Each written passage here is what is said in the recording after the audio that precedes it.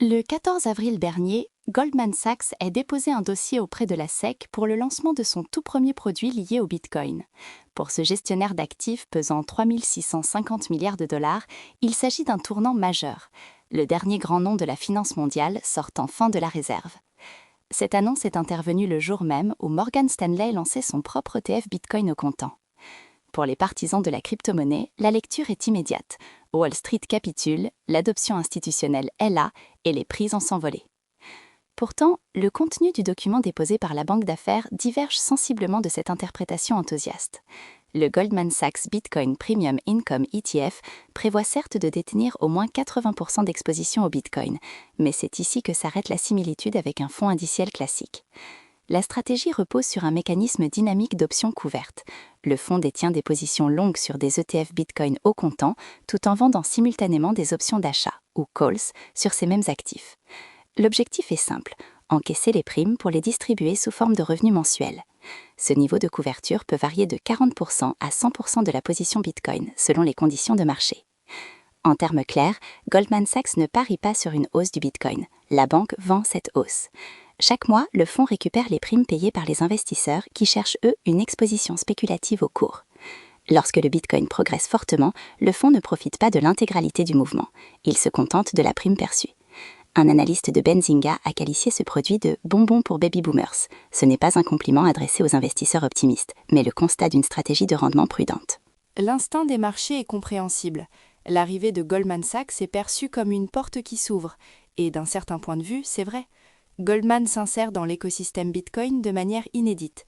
Toutefois, la nature de cette incursion est capitale. Elle est structurée pour servir une typologie de clients très spécifique.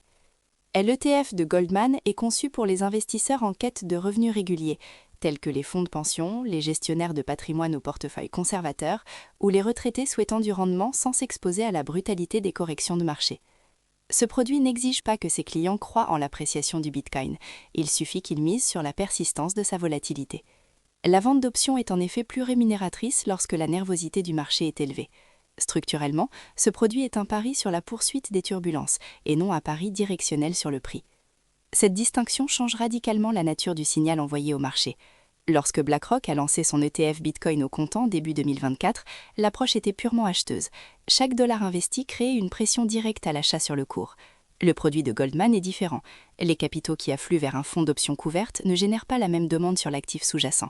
Certes, le fonds achète du Bitcoin physique, mais il revend immédiatement le potentiel de hausse future. L'effet net sur le prix est donc bien plus limité que ce que les titres de presse laissent supposer. Un second niveau de lecture s'impose. Le taux de couverture peut atteindre 100%.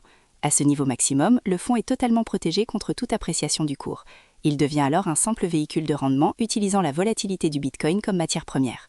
Wall Street est en train de monétiser la ferveur autour du Bitcoin plutôt que d'y participer. Le fait que ce dépôt intervienne la même semaine que le lancement de l'ETF de Morgan Stanley a créé une confusion. L'un est un moteur de performance directionnelle, l'autre est une machine à extraire du rendement. Les confondre revient à surestimer l'impact réel de Goldman sur la demande globale de Bitcoin. Si d'autres institutions suivent le modèle de Goldman en multipliant les structures basées sur les options et la récolte de volatilité, les conséquences pour le Bitcoin pourraient être contre-intuitives. L'adoption institutionnelle progresserait en volume, mais le potentiel de hausse du prix pourrait se retrouver bridé. En effet, chaque fonds d'options couverte agit comme un plafond technique, en vendant systématiquement les phases de rallye. À terme, cela pourrait même comprimer la volatilité, rendant ces produits paradoxalement moins rentables et moins attractifs pour les émetteurs. Tout porte à croire que le marché a initialement mal interprété ce signal et qu'une correction de perception interviendra à mesure que les détails du fonds circuleront. L'ETF de Goldman Sachs est un produit de rendement pour investisseurs prudents et non un revirement haussier de la part d'un ancien détracteur. Cette nuance est cruciale pour quiconque anticipe un « effet Goldman » sur la prochaine phase de hausse. L'argent institutionnel arrive, mais il pourrait bien être celui qui vend les sommets plutôt que celui qui les poursuit. Cette lecture prudente a toutefois ses limites.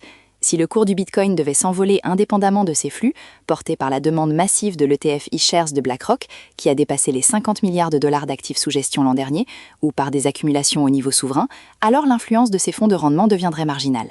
La dynamique propre au prix peut tout à fait balayer les frictions créées par le marché des options.